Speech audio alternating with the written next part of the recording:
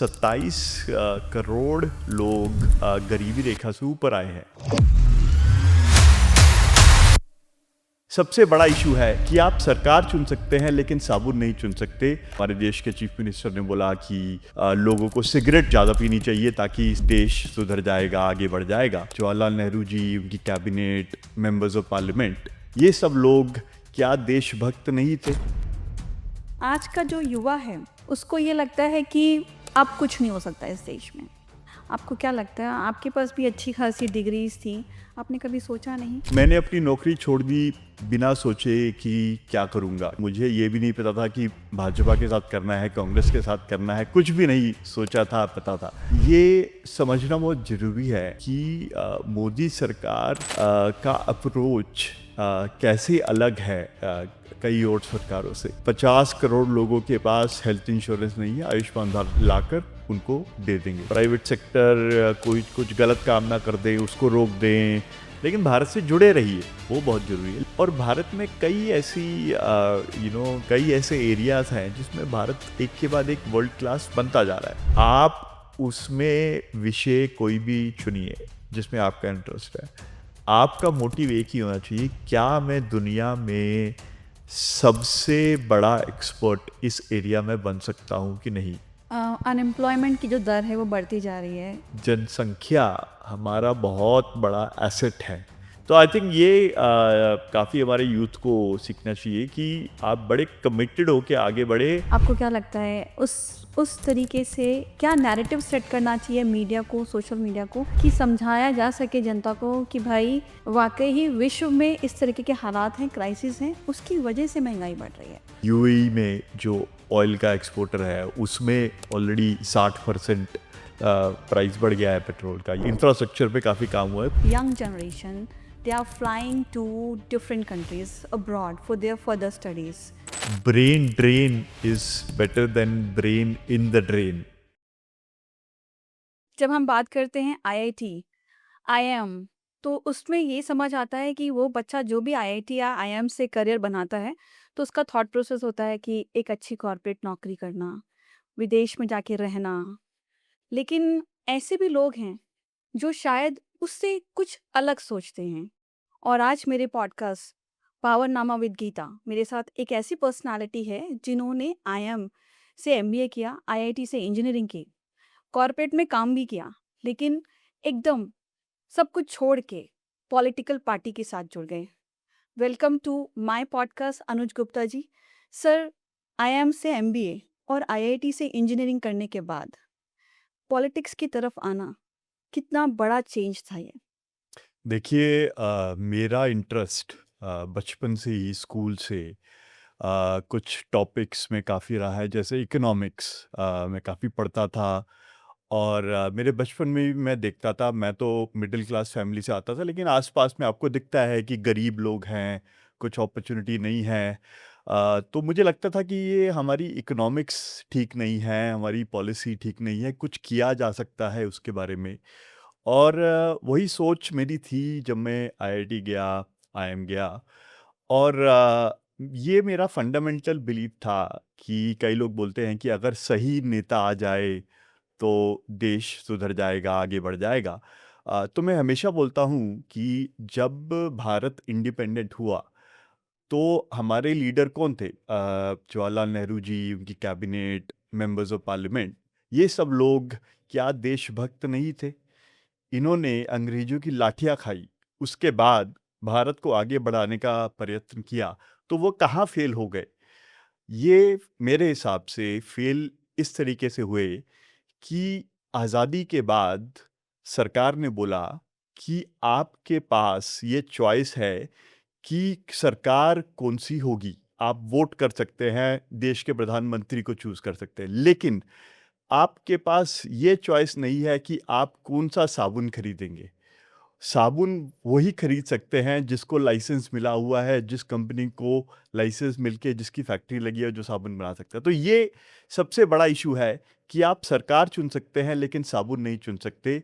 हमारे देश को कभी भी इकोनॉमिक फ्रीडम नहीं दी गई और उसी के लिए मुझे लगा कि काम करना चाहिए। तो मेरा ये हमेशा मन में था कि कुछ साल काम करूँगा और उसके बाद कुछ देश के लिए करना चाहिए, थिंक टैंक में जाना चाहिए, एटसेट्रा, एटसेट्रा। और उसी को आगे बढ़ाते हुए मैंने कुछ साल के बाद अलग-अलग पॉलिसी कॉन्फ्रेंसेस में जाना शुरू किया, पब्लिक पॉलिसी के कोर्स किए और बड़ी जल्दी ही मुझे पता लग गया कि जो उसका रूट कॉज़ है वो पॉलिटिक्स है, सिर्फ़ पॉलिसी नहीं है। तो जैसे कुछ मैं नाम नहीं लूँगा, कोई हमारे देश के चीफ़ मिनिस्टर ने बोला कि लोगों को सिगरेट ज़्यादा पीनी चाहिए ताकि सरकार को ज़्यादा टैक्स मिले। अब उसको क्या आप बोलोगे कि पॉलिसी क्या सिखाओगे? उनको तो पावर से ही निकालना पड़ेगा। तो फ़ॉर्च्यूनेटली जब मैं उस समय मुंबई में रहता था और मैं लोकल पॉलिटिक्स से जुड़ गया। लोकल पॉलिटिक्स मतलब दिल्ली में होती है आरडब्ल्यूए होती है, बॉम्बे में कोऑपरेटिव सोसाइटी होती है, तो मैं अपनी लोकल सोसाइटी का चेयरमैन था और उसमें मैंने कई ग्राउंड से जुड़े हुए काम किए। जैसे आप अपनी खिड़की के बाहर देखते हैं कि सड़क टूटी हुई है, कचरा नहीं उठ रहा है, स्ट्रीट लाइट खराब है, तो वो कैसे फिक्स किया जाए लोकल एमपी, एमएलए के साथ मिलके। और मुझे पता लग गया कि हम हिंदी मूवीज़ देख के ये ज़रूर सोचते हैं कि एक पॉलिटिशियन बिल्कुल करप्ट है, यूज़लेस है, लेकिन अ, वो one of the most hard working professions is actually that of a politician. और पॉलिटिशियन का बार-बार टेस्ट होता है हर 5 साल, हर कुछ साल में कि वो आगे रहेगा, नहीं रहेगा, उसकी नौकरी रहेगी, नहीं रहेगी। तो आई थिंक काफ़ी अकाउंटेबल प्रोफ़ेशन है। आई थिंक हम उसकी वैल्यू रियलाइज़ नहीं करते। और मुझे लगा कि 2013 में कि इससे हट के अब समय आ गया है कॉर्पोरेट करियर से हट के कुछ ग्राउंड पे किया जाए। तो मैंने अपनी नौकरी छोड़ दी बिना सोचे कि क्या करूँगा? क्योंकि मुझे क्लियर था कि जब तक मैं जैसे एक बड़ी अच्छी कहावत है कि अपने नीचे की सीढ़ी काट दो, मतलब पीछे जाने का कोई रास्ता ही ना बचे, सिर्फ़ आगे ही बढ़ सकते हो। जब तक आप में वो भावना नहीं आएगी, मुझे लगता है कि कई बड़े-बड़े टास्क आप नहीं कर सकते। तो मैंने वो सोच के अपना जॉब छोड़ दिया। मुझे ये भी नहीं पता था कि भाजपा के साथ करना है, कांग्रेस के साथ करना है, कुछ भी नहीं सोचा था, पता था। और उसके बाद फिर मैंने धीरे-धीरे रियलाइज़ किया कहाँ पे पॉलिसीज़ अच्छी है और मुझे मोदी जी का जो आह्वान था कि मिनिमम गवर्नमेंट मैक्सिमम गवर्नेंस, वो मुझे बड़ा अच्छा लगा। और उसके बाद मैं ग्राउंड पे काम करने लगा, धीरे-धीरे करते हुए फिर मैं अल्टीमेटली पीयूष गोयल जी के साथ काम किया। सरकार बन गई 14 में, तो मैं सरकार में आ गया और वहाँ पे मैंने फिर लंबे तरीके से काम किया। सर, जैसे कि आपने बोला कि आपने पीयूष जी के साथ काम किया, तो मैं वैसे बताना चाहूँगी अपनी जनता को कि अनुज सर ने एज़ अ ओएसडी काम किया जब वो पीयूष जी सेंट्रल मिनिस्टर थे, रेलवे मिनिस्टर थे। सर, वो जो एक आपका पोर्टफोलियो था ओएसडी, मतलब एक बड़ी रिस्पॉन्सिबिलिटी। मैंने आपको काम करते हुए भी देखा है, क्राइसिस मैनेजमेंट में भी आप एकदम मैनेज कर रहे थे सारी चीज़ें। कितना टफ़ था वो रिस्पॉन्सिबिलिटी, कितना आप आपके ऊपर कितने आपके शोल्डर्स पे कितनी बड़ी रिस्पॉन्सिबिलिटी? देखिए मैंने 10 से ज़्यादा मिनिस्ट्रीज़ में डायरेक्टली काम किया है। तो जैसे ये पावर मिनिस्ट्री में काम किया है जब मैं वहाँ पे था। और ऑफ़ कोर्स मेरा रोल तो बहुत छोटा था। वो मतलब अल्टीमेटली प्रधानमंत्री मोदी जी का विज़न था, जिसको नीचे लाया गया था, मंत्री जी गाइड कर रहे थे। तो उसमें हमने 25 करोड़ करोड़ लोगों को हमने बिजली दी। तो कई बारी होता है कि आपका रात को आप मोबाइल फ़ोन चार्ज करना भूल जाते हैं। तो अगले दिन आपकी हालत ख़राब होती है कि कोई पावर बैंक मिले, कहीं से चार्ज करे। आप सोचिए एक व्यक्ति जिसके घर में बिजली का कनेक्शन नहीं है, तो उसका मोबाइल चार्ज नहीं हो सकता, लैपटॉप, इंटरनेट तो भूल ही जाओ, पंखा नहीं है, एक बिजली का लट्टू भी नहीं है। उसकी हालत कैसी होती होगी?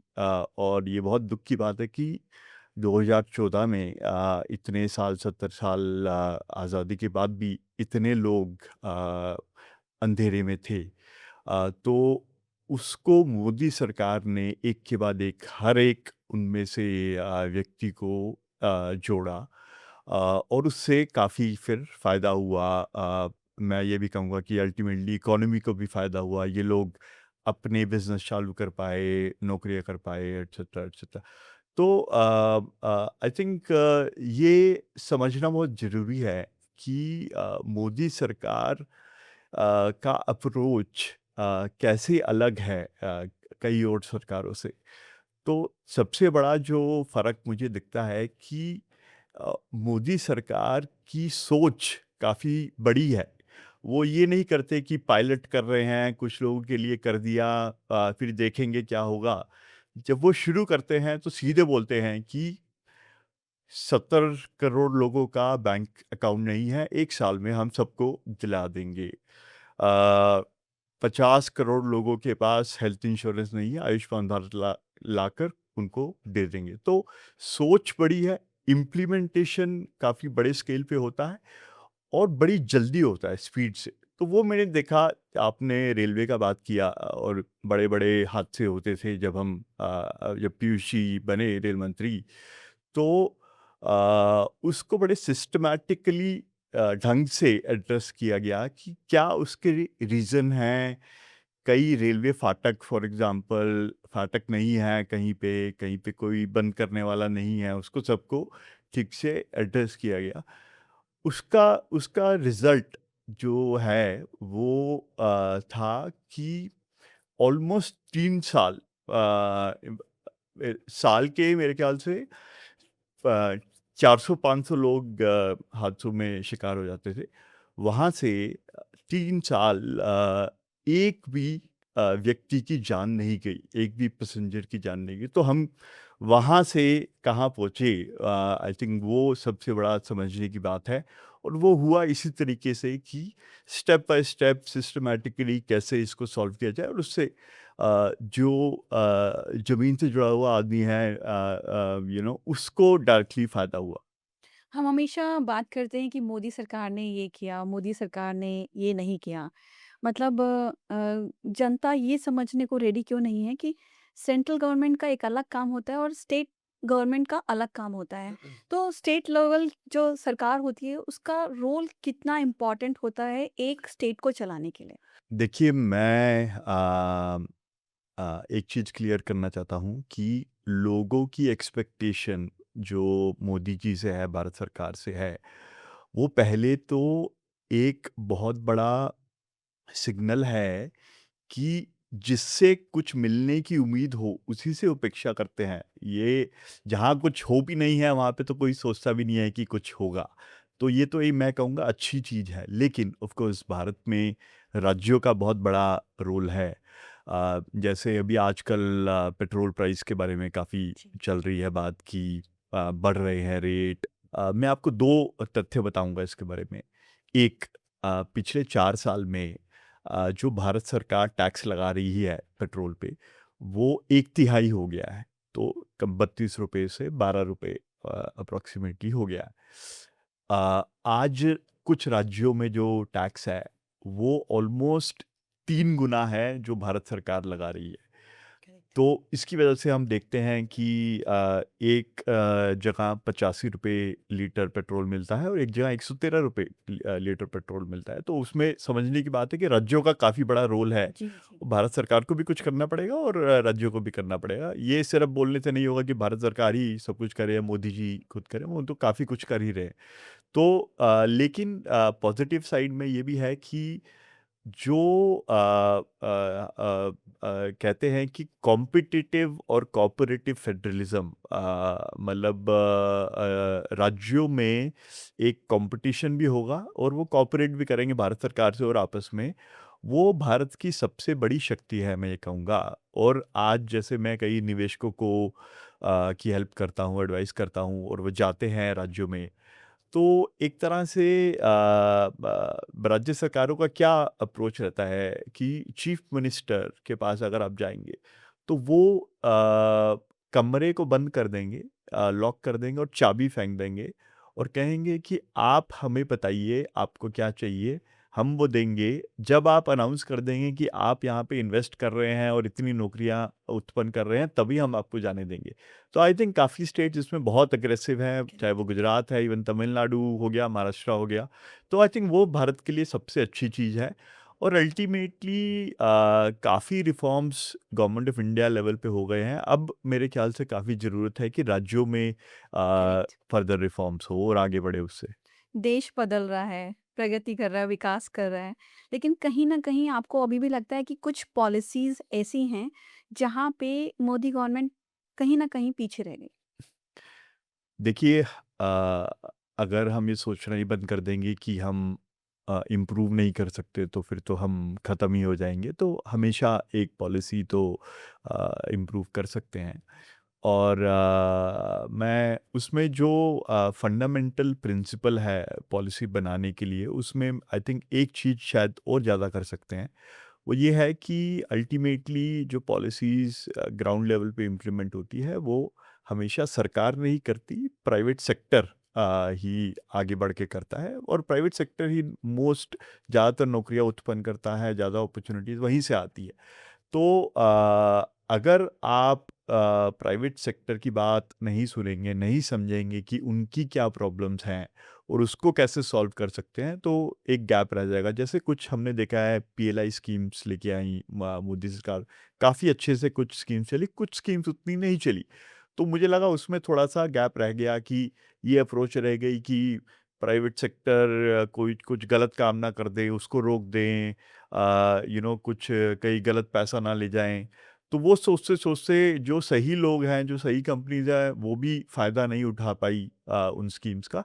तो आई थिंक उसको थोड़ा-सा अगर चेंज करेंगे और ज़्यादा प्राइवेट सेक्टर से बात करेंगे, एंगेज करेंगे, तो पॉलिसीज़ और बेटर हो सकती है। आपने कहा कि आप एक मिडिल क्लास फैमिली से आए। आपने इंजीनियरिंग की, एमबीए किया, बड़े इंस्टीट्यूट से किया। आप यूएस से शायद पढ़ाई करके आए, आपने मैनेजमेंट की पढ़ाई वहाँ से भी की। आपने एज़ ओएसडी काम किया विद मिनिस्टर, केपीएमजी के साथ काम किया। आपने टाटा सन्स में एज़ वाइस प्रेज़िडेंट काम किया और जो मालूम है सबको, अबू धाबी गवर्नमेंट के साथ भी आपने पॉलिसीज़ पे काम किया है। आप अपने करियर के उन पॉइंट्स को बताइए जहाँ पे आपको लगा कि आपने बहुत अच्छा किया और कभी-कभी आपको लगा कि आपको और करना है और अच्छा करना है। देखिए, मैं तो हमेशा ये कहता हूँ कि मैंने बहुत गलतियाँ करी है। काफ़ी चीज़ें उनसे सीखी है और मैं तो ये बड़ा फ्रैंकली सोचता हूँ कि अ, मुझे नौकरी से नहीं निकाला गया मेरी गलतियों के लिए। आई थिंक वही बहुत बड़ी चीज़ है। और अब उसमें देखिए हर विषय में कुछ ना कुछ तो आपकी कमी रह जाती है। जैसे मैं कुछ चीज़ों में बोलूँ जैसे अभी ये एक्सीडेंट की भी आप बात कर रही थी। कई बारी जैसे फ़ोन आता था कि एक्सीडेंट हो गया और एक बारी मुझे याद है कि सुबह-सुबह फ़ोन आता है कि एक स्कूल बस टेम्पो टेम्पो जा रहा था, करेक्ट, 20 बच्चे थे करेक्ट। और ट्रेन ट्रैक पे वो फँस गए और ट्रेन आके उनको हिट कर दिया। तो करेक्ट, मैंने पूछा कि क्या हुआ? कोई बचा? कि कोई नहीं बचा। तो मेरा काम था कि भारत सरकार की तरफ से मीडिया से भी समन्वय बनाए। तो मेरा काम था कि ये बताना मैंने शुरू किया कि देखिए पहले इतने एक्सीडेंट होते थे, अब इतने कम हो गए राइट। और धीरे-धीरे कम हो रहे हैं और ये हुआ है एक्सीडेंट बहुत शौक का विषय है लेकिन इम्प्रूवमेंट हो रही है। लेकिन मैं वो बोलते-बोलते 1 सेकंड के लिए बैठ गया और मैंने सोचा कि क्या मैं रिस्पॉन्सिबल नहीं हूँ उन बच्चों की ज़िंदगी ख़त्म होने का? क्या मैं खुद को झुठला रहा हूँ? क्या मैं उनकी मौत का कुछ एक्सक्यूज़ बना रहा हूँ? तो और मतलब मेरे आँखों में आँसू आ गए, वही सोच के कि मैं क्या कर रहा हूँ? हुँ, और मुझे लगता है वो उसको बोलते हैं ऑथेंटिसिटी। करेक्ट। आपको अपने से सच बोलना चाहिए, अपने विषय में पता होना चाहिए क्या गलतियाँ कर रहे हैं, क्या नहीं कर रहे हैं। और इस तरह की गलतियाँ मैंने कई बार करी है और आई थिंक जब तक विश्लेषण ना हो, जब तक रिफ्लेक्शन ना हो तब तक कोई भी आगे नहीं बढ़ सकता। और मैं हमेशा सबको बोलता हूँ यंग पीपल को स्पेशली बोलता हूँ कि आप सीखिए खुद से बात करने का जो आपका स्किल है वो सीखिए, वो बहुत ज़रूरी है। कई बार ऐसा हुआ कि आप इतने प्रेशर में होते थे कि मीडिया वाले भी आ रहे हैं और सोशल मीडिया वाले भी आपके ऊपर दबाव बनाते थे। तो अ, कई बार उनकी नाराज़गी भी देखी गई। लेकिन उन्होंने एक्चुअली समझा नहीं जो या आपको नहीं समझा या आपकी एक्चुअली इंटेंशंस को समझ नहीं पाए वो। अ, उन्हें लगता था कि कहीं न कहीं एरोगेंसी है आप में। कई बार मेरे मतलब मैं मुझसे बात होती थी तो हाँ, मैं भी समझाती थी कि एक प्रेशर है, व्यक्ति एक ऐसी पोज़ीशन पे बैठे हुए हैं कि जहाँ पे उनको बहुत कुछ मैनेज करना है और पूरा देश देख रहा है। तो वो भी एक टाइम था कि जब मैंने देखा है कि मीडिया कभी नाराज़ भी हो जाती थी, आप उनके साथ बहुत अच्छे कॉर्डियल रिलेशन भी बनाते थे। बट कहीं न कहीं ऐसा भी कुछ ऐसे मामले भी हुए। देखिए आपने कहा कि क्या गलतियाँ करी है आपने, तो शायद उस उन गलतियों में ये भी एक गलती है, क्योंकि मुझे तो कोई एक्सपीरियंस नहीं था मीडिया से कैसे डील करना है, क्या करना है। तो मैं एक तरीके से चलता था और सबसे बड़ी एक बात ये भी समझने की है कि हम we get defined a lot by our circumstances, how much time have we do we have, तो वहाँ पे अगर एक बहुत फास्ट पेस पे चीज़ें चल रही हैं, तो उसमें क्या कई बार आप पूरा ध्यान नहीं दे पाते कि मीडिया को अच्छे से इन्फॉर्म करे, टाइम दे, वो पॉसिबल नहीं हो पाता, तो उससे कुछ लोग को लगता है कि नहीं, हमें ठीक से बिहेव नहीं कर पा रहे। आई थिंक वो मेरी भी एवोल्यूशन का हिस्सा था, और उसको धीरे-धीरे हर किसी को इम्प्रूव करना चाहिए खुद को। मैं हमेशा ये सोचता हूँ कि यू नो कभी भी दूसरे की कमी निकालने से पहले खुद की तरफ देखना चाहिए, और मैं पीछे देखता हूँ तो काफ़ी चीज़ें थी जो मैं बेहतर कर सकता था, जो सीख रहा हूँ, आज भी सीख रहा हूँ, आज भी गलतियाँ कर रहा हूँ। और अगर किसी को लगता है ऐसा, तो मुझे तो लगता है कि शायद वो मुझे अच्छे से नहीं जानते थे, वरना वो मेरे में और बहुत सारी गलतियाँ निकाल सकते थे। सो मैं ये कहूँगी एट एट लास्ट कि आप नेता नहीं थे। आप एक कॉर्पोरेट से थे, आपकी पढ़ाई अलग थी, आपकी अपब्रिंगिंग अलग थी। आपके अंदर नेता वाले गुण आज भी नहीं हैं। तो ये भी एक रीज़न था कि आप डिप्लोमेसी से उनको हैंडल नहीं कर पाए। आज का जो युवा है, उसको ये लगता है कि अ, अब कुछ नहीं हो सकता इस देश में। मुझे इस देश में कोई स्कोप नज़र नहीं आ रहा, फ्यूचर नज़र नहीं आ रहा। Most of the Indian young generation they are flying to different countries abroad for their further studies. आपको क्या लगता है? आपके पास भी अच्छी खासी डिग्रीज़ थी, आपने कभी सोचा नहीं? अ, पहले तो मैं ये कहना चाहूँगा कि अगर कोई भारत से बाहर जा रहा है, तो वो उसकी चॉइस है। मैं उसको जज नहीं करूँगा कि आप क्यों जा रहे हैं बाहर, मैं खुद यहाँ से नहीं गया, तो आपको भी शायद नहीं जाना चाहिए। आई थिंक वो सोच ही गलत है। हर एक की अपनी ज़िंदगी है, अपनी वैल्यूज़ है, कोई बाहर जाना चाहे तो बाहर जाए। बल्कि एक बड़ी अच्छी थोड़ी ह्यूमरस कहावत भी है कि brain drain is better than brain in the drain. तो अगर आपको वो अपॉर्चुनिटीज़ जो आपको, क्या पता आप कटिंग एज काम कर रहे हैं, वो आपको अगर भारत में नहीं मिले, तो कोई बात नहीं, आप भारत से बाहर जाएँ, लेकिन भारत से जुड़े रहिए, वो बहुत ज़रूरी है। लेकिन भारत के अंदर ही ऑफ कोर्स बहुत सारी अपॉर्चुनिटीज़ उत्पन्न हो रही है।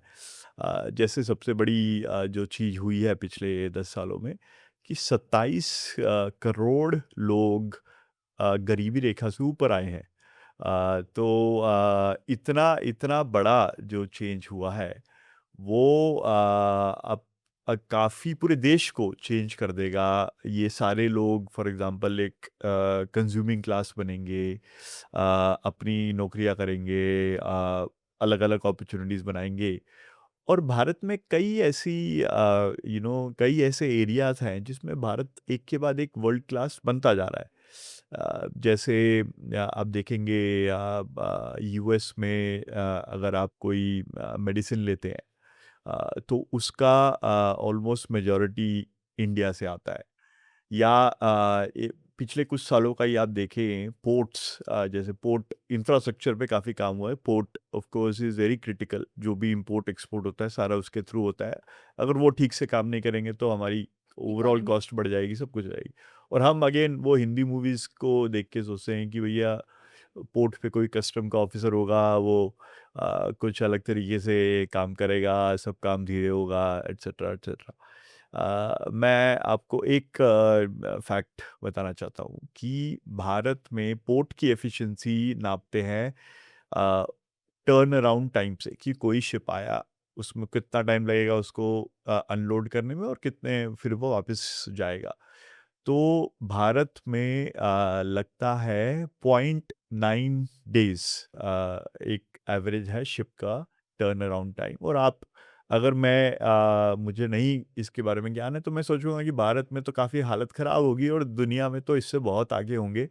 और जैसे जहाँ पे काफ़ी पोर्ट्स वग़ैरह हैं, एफिशिएंसी है, जैसे सिंगापुर हो गया, यूएस हो गया, वो बेटर होंगे। लेकिन आपको शायद ये नहीं पता होगा कि सिंगापुर में 1.1 डेज़ लगते हैं, भारत में 0.9। तो भारत सिंगापुर से बेटर है, मोर यूएस एफिशिएंट। से बेटर है। यस। विश्व में one of the most efficient port system India में है। तो करेक्ट। चीज़ें बदल सकती हैं, ऐसा नहीं है। और आई थिंक उसमें भारत के युवकों को बहुत बड़े अवसर मिलने वाले हैं। तो मैं ये कहूँगा कि आप उसको देखिए और उससे जुड़िए और चीज़ों को में बदलाव लेके आइए। कभी आपने नहीं सोचा बाहर सेटल होने के लिए? देखिए, मैं कुछ समय तो बाहर गया था, पढ़ने के लिए गया था, ये वो। लेकिन मेरे मन में हमेशा ये वो था कि देखिए, भारत में चीज़ें इम्प्रूव हो सकती है, काफ़ी कुछ किया जा सकता है। तो मेरा हमेशा ये क्लियर था कि मैं कुछ टाइम के लिए जा सकता हूँ इधर-उधर, पर वापस तो भारत में ही आना है। जैसे मैं कुछ समय चाइना में भी था, तो वहाँ पे मैंने देखा कि कैसे चीज़ें बदल रही है और मुझे हमेशा ये लगा कि क्या अगर वो कर सकते हैं, तो हम क्यों नहीं कर सकते? इस वक़्त जो विश्व में हालात हैं, उसको देखें और महँगाई दर बढ़ गई है। हर चीज़ महँगी होती जा रही है। आपको क्या लगता है कि आने वाला टाइम नेक्स्ट 1 और 2 इयर्स भारत के लिए किस तरीके से होगा? देखिए, इसमें तो मैं मोदी जी को ही कोट करूँगा। उन्होंने बड़े स्पष्ट शब्दों में कहा कि ये दशक कॉन्फ्लिक्ट का दशक रहा है, क्राइसिस का दशक रहा है और अगर ये ऐसे ही चलता रहा, तो पिछले कुछ दशकों की जो ह्यूमन प्रोग्रेस हुई है, वो रिवर्स हो सकती है, लोग गरीबी रेखा से नीचे जा सकते करेक्ट। हैं। तो जब उन्होंने ये कहा, तो उसमें काफ़ी लोगों ने बड़े ध्यान से वो सुना कि बड़ी सीरियस स्टेटमेंट है। और लोगों ने ध्यान से क्यों सुना? क्योंकि मोदी जी पे लोगों का एक भरोसा है कि उन वो जो बोल रहे हैं, कुछ सीरियस ही बोल रहे होंगे, ऐसे नहीं बोलेंगे। जैसे मैं आपको कंपैरिज़न एक देता हूँ कि प्रेज़िडेंट ट्रंप हैं, वो ट्वीट करते हैं, ट्रुथ सोशल पे डालते हैं। उन्होंने डाला कि आज एक सिविलाइज़ेशन खत्म हो जाएगी। करेक्ट। उनका ट्वीट उससे पहले खत्म हो गया, सिविलाइज़ेशन तो खत्म हो ना हो, तो वो बहुत कुछ बोलते हैं, उनको कोई ज़्यादा इतना सीरियसली लेता नहीं है। लेकिन मोदी जी उसके बिल्कुल उल्टा, अगर वो बोलते हैं तो लोगों को लगता है कि हाँ, ज़्यादातर इसमें जो बोल रहे हैं वो करके कुछ होने दिखाएँगे, वाला है। होगा, सोच के उन्होंने कुछ बोला होगा, तो उसको बड़े ध्यान से लोग देखते हैं। तो आई थिंक वो बड़ी क्लियर स्टेटमेंट है कि स्थिति अच्छी नहीं है। और उसमें ऑफ कोर्स भारत का ओवरऑल स्ट्रेंथ, इकोनॉमिक स्ट्रेंथ काफ़ी स्ट्रॉन्ग है। हम अभी भी विश्व में सबसे तेज बढ़ने वाली बड़ी अर्थव्यवस्था है। इन्फ्लेशन काफ़ी कुछ अभी कंट्रोल में है, अभी भी 4% के ऊपर नहीं गई है। तो काफ़ी पॉजिटिव्स हैं भारत के लिए, लेकिन एक तरह से सबको मिल के केंद्र सरकार को, राज्यों को, लोगों को मिल के काम करना पड़ेगा और इस संकट से बाहर आना पड़ेगा। लोग अभी मतलब अगर देखा जाए तो ग्राउंड लेवल पे लोग सच्चाई रियलिटी को एक्सेप्ट करने को रेडी नहीं है कि हाँ, महंगाई दर बढ़ने के कुछ और कारण हैं, कि विश्व की जो हालात हैं, वो ब्लेम गेम शुरू हो जाता है मोदी जी के लिए। आपको क्या लगता है उस तरीके से क्या नैरेटिव सेट करना चाहिए मीडिया को, सोशल मीडिया को, कि समझाया जा सके जनता को कि भाई वाकई ही विश्व में इस तरीके के हालात हैं, क्राइसिस हैं, उसकी वजह से महंगाई बढ़ रही है। देखिए, मेरा तो मत हमेशा से यही रहा है कि अ, लोग बेवकूफ़ नहीं हैं। हमारे लोग बहुत समझदार हैं। मतलब वो सही व्यक्ति को चुनते हैं, जो उन्हें लगता है कि जो कुछ कर पाएगा उसी को चुनते हैं। तो आई थिंक लोगों को थोड़ा-सा हमें क्रेडिट ज़्यादा देना चाहिए कि उन्हें कुछ पता ही नहीं है, कुछ कर रहे हैं।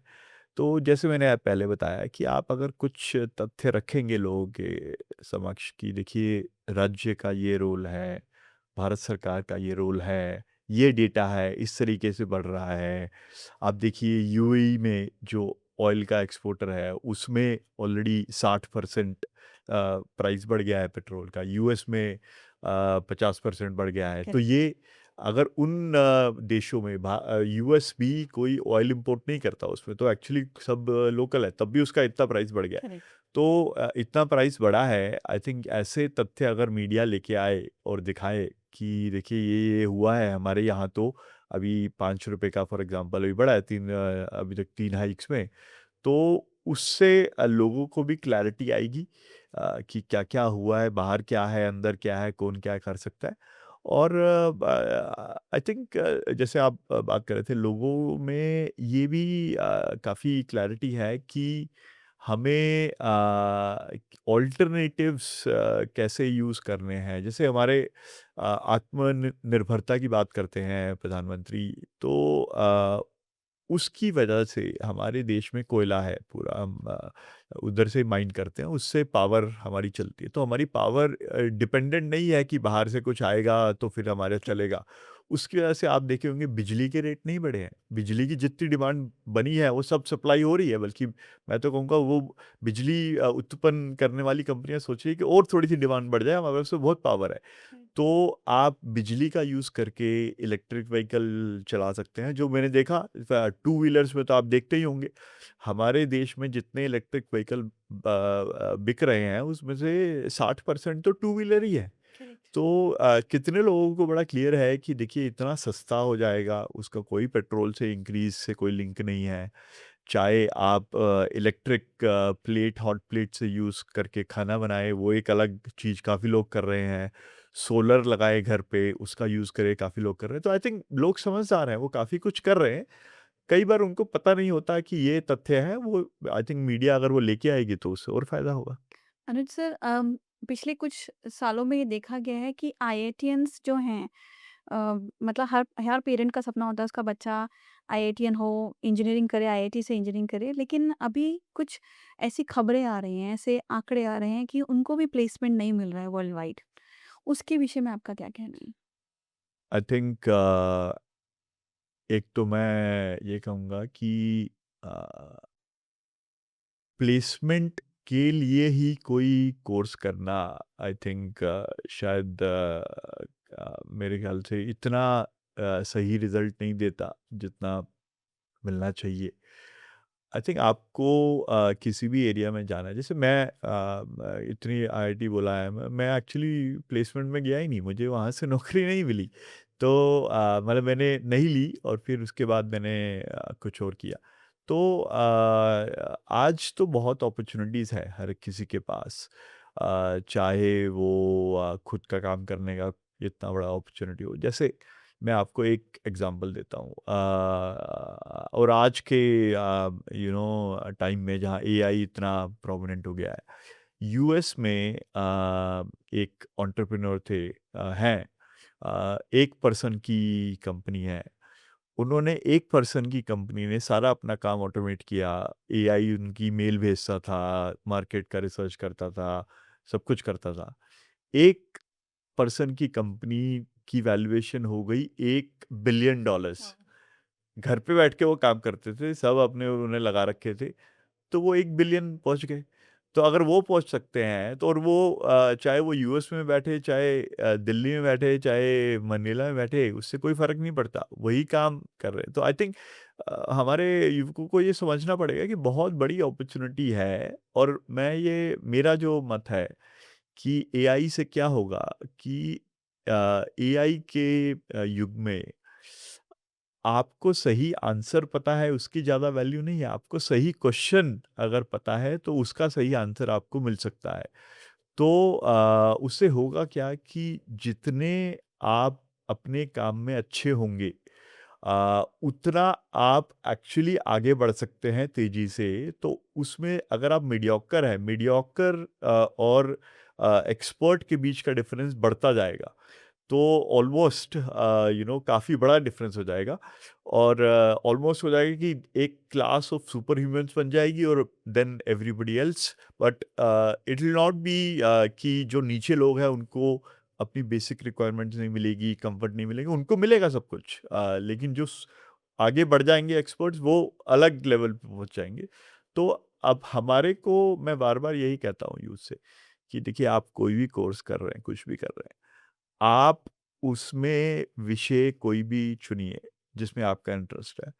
आपका मोटिव एक ही होना चाहिए, क्या मैं दुनिया में सबसे बड़ा एक्सपर्ट इस एरिया में बन सकता हूँ कि नहीं? वो एक बहुत छोटा एरिया भी हो सकता है। वो हो सकता है कि जैसे मैं हाइपोथेटिकल एग्ज़ाम्पल है कि हड़प्पा की जो स्क्रिप्ट है, जो अभी तक कोई निकाल नहीं पाया, उसमें आप दुनिया के सबसे बड़े एक्सपर्ट बन जाओ, फॉर एग्ज़ाम्पल। या आपका एक कोई छोटा-सा एरिया है कि टेक्सटाइल में कैसे मैन्युफैक्चर करे एक पर्टिकुलर स्पेशलाइज्ड टेक्सटाइल, उसमें आप सबसे बड़े एक्सपर्ट बन जाओ दुनिया के। तो अगर आप वो करोगे तो आपको बहुत सारी अपॉर्च्युनिटीज़ खुल जाएगी आपके लिए। अनएम्प्लॉयमेंट की जो दर है वो बढ़ती जा रही है। आपको लगता है कहीं न कहीं सरकार को समझना होगा, क्योंकि सरकारी नौकरी तो है नहीं इतनी।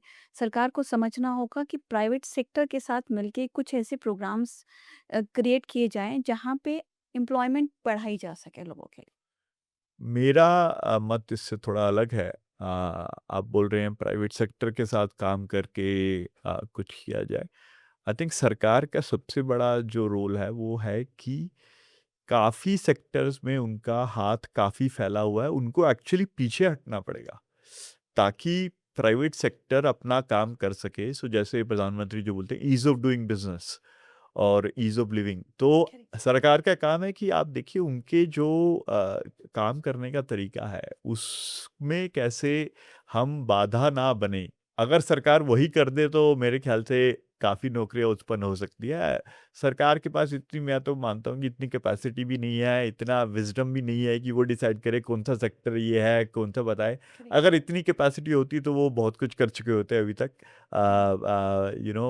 और मैं ये सरकार मतलब कि एक सरकार एज़ अ कॉन्सेप्ट की बात कर रहा हूँ कि गवर्नमेंट का क्या रोल है सोसाइटी में और उसको क्या करना चाहिए।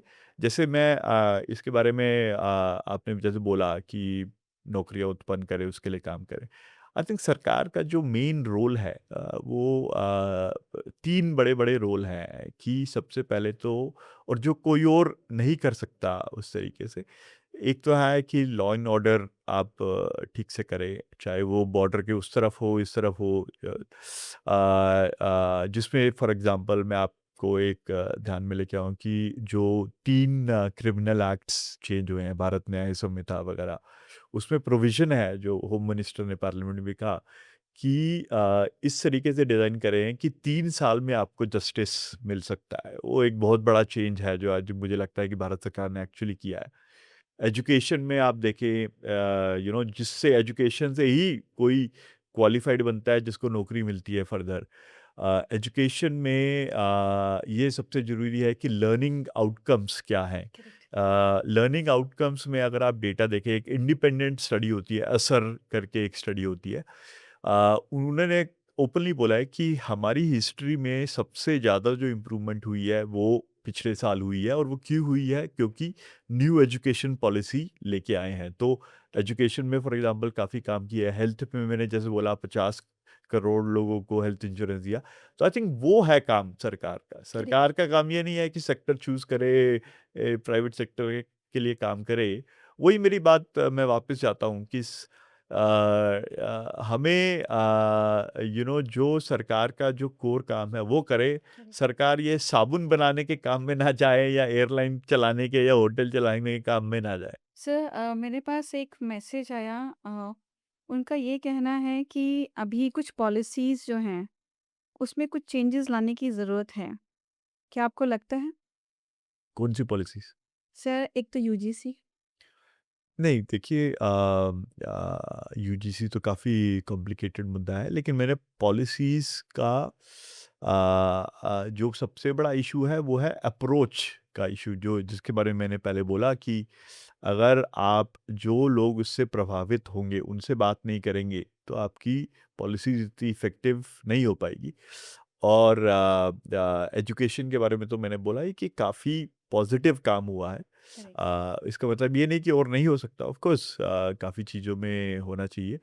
लेकिन जो एक चीज़ मैं कहूँगा मोदी सरकार की जो सबसे डिफरेंशिएटेड काम है कि वो फीडबैक को बड़े ध्यान से सुनती है। तो वो गलती कर सकती है और वो गलती मानते भी हैं, लेकिन वो सुनते बड़े ध्यान से हैं और जहाँ गलत होते हैं जल्दी से चेंज भी करते हैं। जैसे मैं आपको एक एग्ज़ाम्पल देता हूँ कि सबको पता है कि काफ़ी बिहार से लोग जाते हैं काम करने के लिए, गुजरात गए, वेस्ट इंडिया गए, साउथ इंडिया गए, पंजाब में भी जाते हैं। और जब मैं एक मिनिस्ट्री में था, उसको बोलते food, consumer affairs and food. तो वहाँ पे हमने देखा कि किसी ने बोला कि मैं राशन ले सकता हूँ अपने घर में बिहार में, लेकिन अब मैं अहमदाबाद आया हुआ हूँ तो मुझे वो राशन नहीं मिलता है।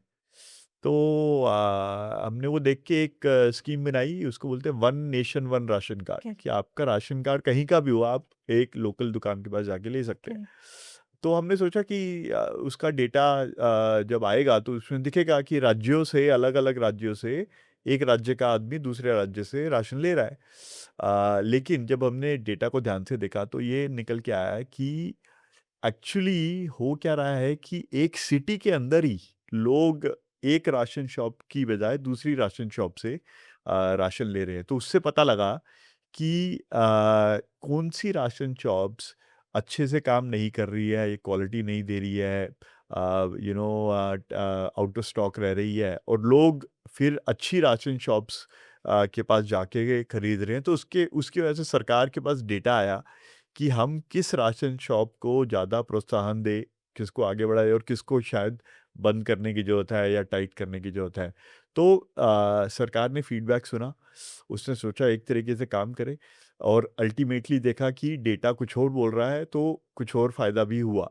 तो आई थिंक ये एग्ज़ाम्पल हर एक पॉलिसी में आप देख सकते हैं, फीडबैक लेके आगे सर, बढ़ना। आपने कहा कि सरकार सुनने के लिए तैयार है। सरकार हर चीज़ को सहन कर सकती है। सरकार के पास उतना है कि वो सरकाज़म भी फेस कर सकती है।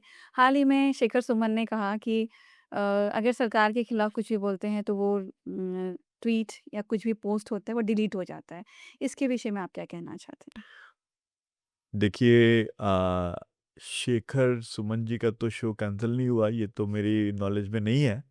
अगर उनको इतना ही डर लग रहा है कि सरकार के खिलाफ बोलने से कुछ हो जाएगा, आई थिंक आप अगर सोशल मीडिया पे जाएँ, टीवी पे जाएँ तो काफ़ी लोग स्वतंत्र हैं और बड़े ओपनली बोल रहे हैं कि ये ठीक है, ये गलत है, जैसे उनको ठीक लगता है।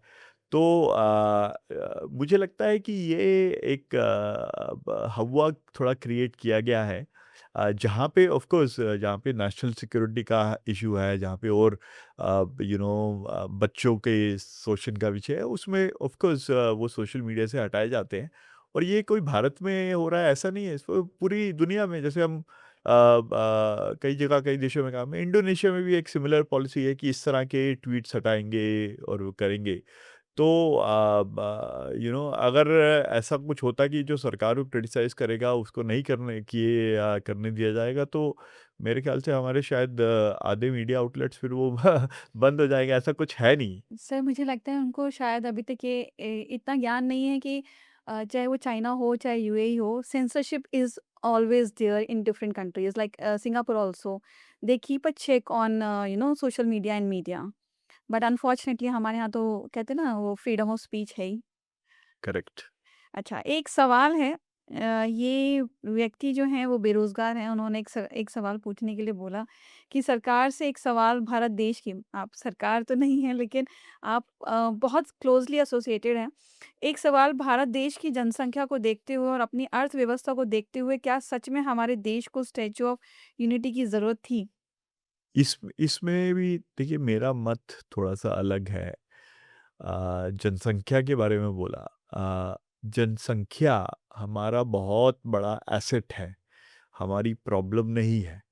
आज अगर हम विश्व में खड़े हैं, एक अपॉर्च्युनिटी की तरह से देखा जाता है, उसका एक रीज़न ये भी है कि हमारे पास इतने लोग हैं जो अलग-अलग तरीके के काम कर सकते हैं। जैसे हम एक कंपनी के साथ काम करते हैं, वो बैंगलोर में काफ़ी बड़ा सेंटर बना रहे हैं। वो 1000 लोग हर हफ्ते हायर करते हैं और उन्होंने बोला कि दुनिया में हम इतने पीएचडी हायर ही नहीं कर सकते जितने इंडिया में अवेलेबल हैं, हम करेक्ट। सबसे ज़्यादा ले सकते हैं। तो पहले तो ये आई थिंक थिंकिंग गलत है कि जनसंख्या की वजह से हमें कोई प्रॉब्लम है या ये प्रॉब्लम है। दूसरा अगर स्टैच्यू ऑफ यूनिटी के बारे में बोला जाए तो देखिए जो सरकार का जो अगर पैसा लग रहा है कहीं पे या अलग-अलग तरीके से वो काम कर रही है, तो उसमें हमें ये भी देखना होगा कि हमारे हिस्ट्री, हमारे कल्चर को कैसे आगे बढ़ाएँ। क्योंकि देखिए सिर्फ़ इकोनॉमिक ग्रोथ ही सब कुछ नहीं होती है। अगर हम अपने पे बिलीव नहीं करेंगे, अगर हमें क्लैरिटी नहीं होगी कि हम कहाँ से आए हैं, हमारी क्या सिविलाइज़ेशन है, तो आई थिंक हम वो कहीं जा ही नहीं सकते। हमारे देश अलग-अलग देश क्यों बनाए गए हैं? क्योंकि हर एक देश का अपना एक हिस्ट्री है, अलग थिंकिंग है। तो उसी के लिए जो एक बड़ा रोल सरदार पटेल जी ने प्ले किया, आई थिंक वो आज उस स्टैच्यू ऑफ यूनिटी के थ्रू हाईलाइट किया गया है और आई थिंक वो एक बहुत बड़ा इकोनॉमिक अपॉर्चुनिटी भी बन गया है, इतने पर्यटक उधर आ रहे हैं। करेक्ट। तो आई थिंक ये जो सज्जन बोल रहे हैं, मेरे ख्याल से उनको दिखाना पड़ेगा कि इतनी नौकरियाँ तो उसकी वजह से भी उत्पन्न हुई है और वहाँ पे भी इन्वेस्टमेंट करने की ज़रूरत है और अलग-अलग बाकी सेक्टर्स में भी इन्वेस्टमेंट करने की ज़रूरत है। तो ये कोई ईदर और वाला एग्ज़ाम्पल नहीं है। जो भारत सरकार स्मॉल बिजनेसमैन और स्टार्टअप कंपनीज के लिए जो प्रोग्राम्स लेके आए हैं, चाहे वो जेम हो, चाहे इंस्टेक हो, उसके बारे में आपका क्या कहना है? अ, जेम के बारे में तो मैंने काफ़ी उधर काम किया है। इसमें मैं युवाओं को भी ये कहना चाहता हूँ कि जेम एक ऐसा साधन है कि जिससे आप भारत सरकार और राज्य सरकारों में कहीं पे भी पहुँच सकते हैं। जैसे एक बड़ा अच्छा उदाहरण था कि कोई बहुत ही छोटा बिज़नेस था, एक लेडी चलाती थी। वो पीएमओ को सप्लाई कर पाई जेम के थ्रू। तो ऐसी बहुत सारी अपॉर्च्युनिटीज़ हैं, बहुत ज़्यादा बड़ी अपॉर्च्युनिटीज़ हैं जो देखनी चाहिए। इंडिया स्टैक के बारे में आपने बोला तो हम सबको पता है कि यूपीआई आया उधर से काफ़ी फ़ायदा हुआ। और आप अगर एक मोबाइल का सिम लेने जाते हैं तो आपका आधार यूज़ होता है और आपको मिल जाता है या अगर आप एक डीमैट अकाउंट खोलते हैं ब्रोकिंग का अकाउंट तो आपका बड़ी जल्दी खुल जाता है जिसमें पहले 50 सिग्नेचर लगते थे अब आधार के थ्रू हो जाता है। आई थिंक वो जो आधार का इंडिया स्टैक का यूज़ है वो बढ़े जा रहा है अलग-अलग सेक्टर्स में। जैसे अभी उसको खोला गया है ई-कॉमर्स के लिए, हॉस्पिटैलिटी के लिए। तो अब जैसे आप एक होटल में जाते हैं तो होटल में आपके वो आईडी का फ़ोटो लेते हैं, फिर वो पीछे पुलिस स्टेशन को जाता है। वो अब आधार से हो सकता है, बड़ी जल्दी हो सकता है, तो एफ़िशिएंसी बढ़ रही है। बिज़नेसेस के पास भी बहुत इससे अपॉर्च्युनिटीज़ आएगी। जैसे सपोज़ आप एक प्रोडक्ट बनाते हैं, वो मैं सिंपल प्रोडक्ट ले कैंडल आप बनाते हैं, सेंटेड कैंडल करेक्ट। बनाते हैं। तो और आप अपनी ऑनलाइन बेचते हैं, तो आपकी एक बड़ी समस्या ये आती है कि आपने किसी को भेजा और वो वहाँ पे है ही नहीं, एड्रेस ही नहीं है, वो एक ऐसे ही किसी ने डाल दिया और आपने भेजा और फिर आपके पास वापस आ गया, आपका इतना कॉस्ट लग गया। अब इंडिया स्टैक को कैसे यूज़ करें? आप उस कस्टमर को वेरीफ़ाई कर सकते हैं इंडिया स्टैक से और आप ये कह सकते हैं कि अगर आप वेरीफ़ाई हो जाओ, तो आपको ₹20 का डिस्काउंट मिल जाएगा या कुछ पैसे का डिस्काउंट मिल जाएगा। आपने जब रेलवे मंत्रालय में काम कर रहे थे, तो वो कौन से बड़े चेंजेस थे जो आपने रेलवे में किए? मतलब आपने ऑब्वियसली आपने एडवाइस किए अपने रेलवे मंत्री को। कौन से वो चेंजेस थे? देखिए, मैंने तो पहले भी कहा है, मेरा रोल तो बहुत छोटा रोल है, मतलब मैं कौन सा इतना एडवाइस करने वाला होता हूँ। जो सबसे बड़ा चेंज आया, वो तो यही था कि जो रेलवे एक्सीडेंट्स थे वो ऑलमोस्ट एलिमिनेट हो गए। उसी टाइम पे आपको याद होगा वंदे भारत ट्रेन चालू हुई थी, जो अब पूरे देश में करेक्ट। चली गई है। तो आई थिंक इस तरह करके काफ़ी बड़े-बड़े वो हुए, बड़े-बड़े काम हुए। और जैसे फॉर एग्ज़ाम्पल कोविड के टाइम में आपको याद होगा, ऑक्सीजन एक्सप्रेस करके हमने ट्रेनें चलाई थी, जो पूरे देश में ऑक्सीजन लेके गई थी। तो आई थिंक इस तरह के काफ़ी काम हुए। उसके बाद एक श्रमिक एक्सप्रेस चलाई गई, जिससे जो लोग फँसे हुए थे अलग-अलग जगह पे, वो वापस अपने घर जा सके। तो बहुत सारे काम आई थिंक उस टाइम हुए। So you have a strong opinion of district collectors. Can you share about it? प्रधानमंत्री जी ने कई बार कहा है कि सबसे बड़ी जो चेंज करने वाली चीज़ है, वो है हमारी सोच, सरकार की सोच सिटीजन्स की तरफ। तो प्रधानमंत्री जी अपने को बोलते हैं प्रधान सेवक। प्रधानमंत्री ऑफिस को सेवा तीर्थ का नाम दिया गया है, मिनिस्ट्रीज को कर्तव्य भवन में डाला गया है। तो ये नाम क्यों चेंज हो रहे हैं? ताकि नाम से सिर्फ सब कुछ चेंज नहीं होता, लेकिन नाम से आपकी भावना चेंज होती है। तो डिस्ट्रिक्ट कलेक्टर का मतलब क्या है कि ये कलेक्टर जो नाम है, ये ब्रिटिश इरा से आता है, जहाँ पे district collector basically taxes collect करता था। तो अब वो काम डिस्ट्रिक्ट कलेक्टर का कम हो गया है, उसका काम एक्चुअली डेवलपमेंट करना ज़्यादा काम है। तो लेकिन नाम वही पुराना है, तो उससे सोच भी थोड़ी उस तरफ चली जाती है। तो मैं हमेशा बोलता हूँ कि मैंने लिखा भी है इसके बारे में कि क्या हम उसके नाम को डिस्ट्रिक्ट डेवलपमेंट ऑफिसर या एक ऐसा अप्रोप्रिएट नाम नहीं दे सकते रादर देन डिस्ट्रिक्ट कलेक्टर? और उससे मेरे ख्याल से उस सोच को चेंज करने में भी एक कंट्रीब्यूशन होगा। सर, आज की ज़ेन जी को आप क्या एक मैसेज, स्ट्रॉन्ग मैसेज देना चाहोगे?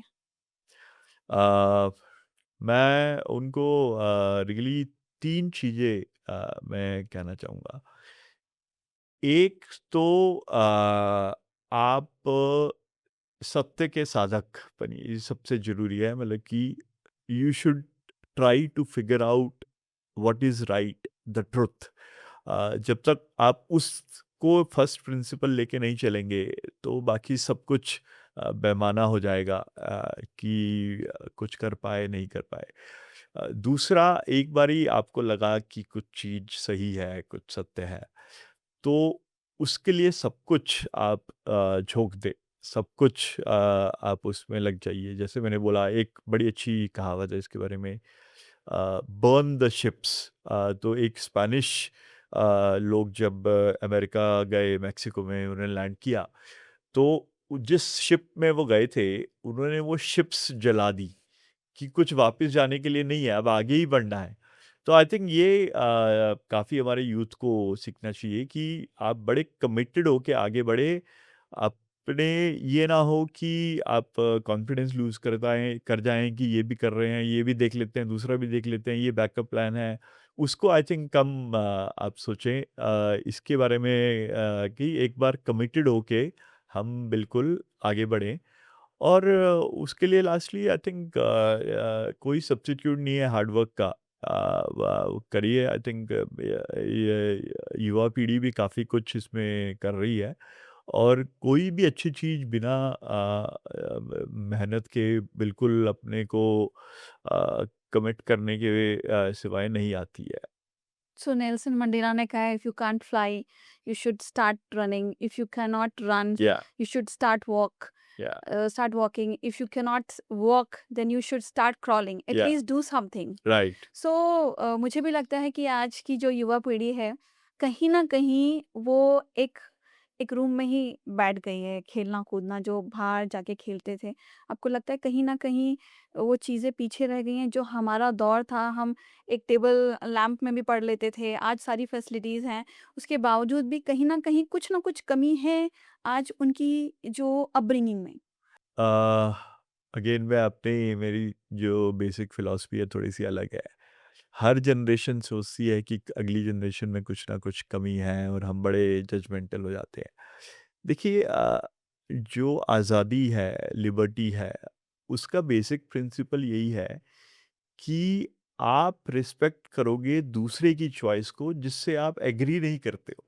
वही वही है लिबर्टी। तो आपको लग सकता है कि वो यंग लोग अपना टाइम वेस्ट कर रहे हैं, कुछ लगे हुए हैं लैपटॉप पे, मोबाइल पे।